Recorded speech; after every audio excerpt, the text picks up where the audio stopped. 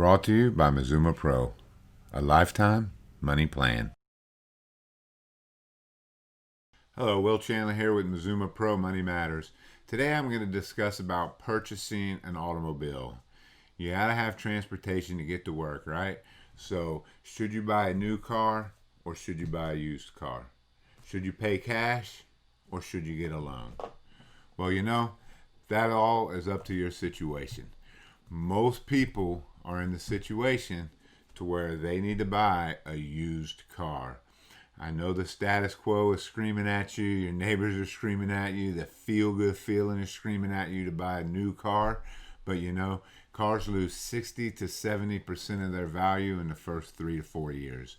So if you could go out and purchase a 3 to 4 year old vehicle and it's already lost 60 to 70% of its value and has maybe 50, 60,000 miles on it, you're going to save yourself a ton of money. Most millionaires, they drive cars 3 to 4 years old, got 40, 50,000 miles on them, and they paid cash. So don't be afraid to go in there and purchase a vehicle that's 3 to 4 years old, because they're making vehicles better than they've ever made them. Cars are designed to last 200, 300,000 miles, which is minimal maintenance on them. Change the tires when they're bad. Change the oil every 3 to 5,000 miles. And you'll get hundreds of thousands of miles out of this vehicle. So don't be afraid to buy a used car. Now, with that said, make sure you do the research on the car. What's the value of it? Look it up on Kelley Blue Book. Go on the internet and research cars of the same model and style and accessories and stuff that you're wanting to buy. Go in there knowing the price and the value of what you're looking to buy. And then you're going to be in a much better negotiating stance. You don't know if you're overpaying the car or not if you do no research on it whatsoever. Don't just look up an ad, ooh, that car looks good, ooh, the price sounds good, and then go and start to buy that car without doing some kind of research on it. And then, with that being said, make sure you don't get stuck on one vehicle. Don't be afraid to walk away. Don't be afraid to say no. Once you get emotionally involved in a purchase, and then once you let the seller notice that you're emotionally involved, the sale's over. They got you. Once they know you're buying the vehicle, then they got you. Negotiations are over. They know that you want it, and you're there because you saw the price and you're there willing to pay the price, and they don't have to back down on their price whatsoever. So my advice is to buy a used car, do the research on the car, and make sure that you don't get emotionally attached to it. Don't be afraid to walk away. It's not the end of the world. There's other vehicles out there that you can negotiate a better deal for. Now, should I pay cash or should I get it on credit? Well, if you're buying from a private person or from Craigslist or from something like that, then chances are you do have to pay cash for it. Unless you go to your bank, go to your lender, and pre-authorize some type of loan that you're going to get for it. Chances are, if you're buying it from a private individual, you're going to have to pay cash for it, which is the best way to buy a vehicle flat out. Vehicle payments, especially if you buy new ones, they're about $500 a month average. If you take $500 a month and save it for 30 years in a 401k or a Roth IRA or something like that, you're going to have $3 to $5 million at the end of 30 or 40 years.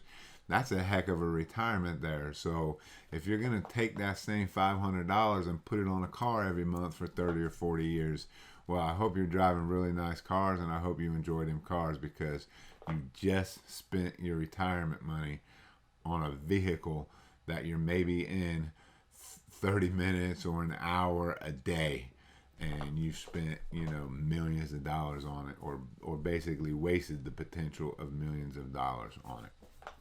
So buy a used car, Do your research on it so you can negotiate the best possible price. Don't get emotionally attached to it, because once you do, then you're sucked in and you're going to buy it no matter what.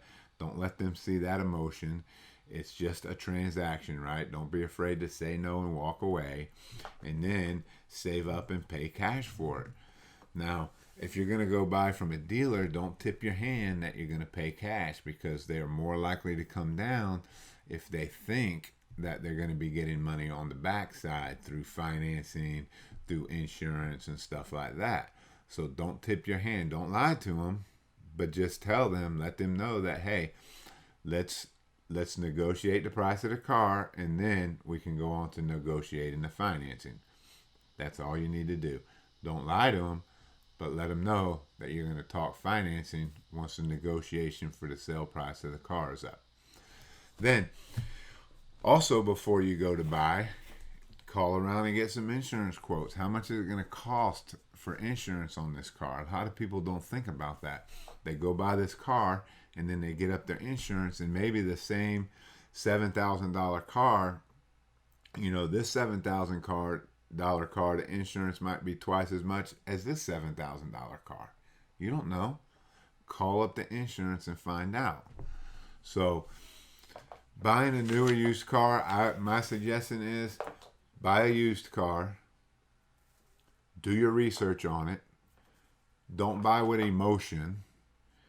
Pay cash if you can. If not, put as much down payment as you possibly can, and then pay that sucker off as quick as possible. Maybe you're looking to build credit, and a credit account like that will do you wonders.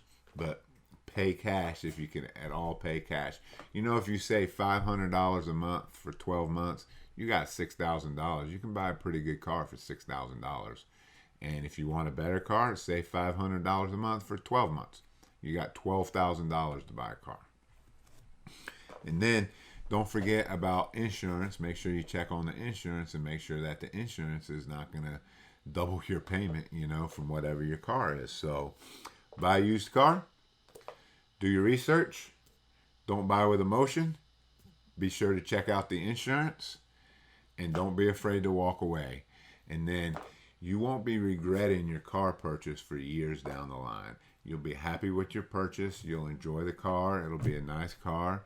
And you won't have to pay for it for the rest of your life. And you can start to take that money that you're saving and put it towards your retirement and build you a nice, happy retirement. Thank you.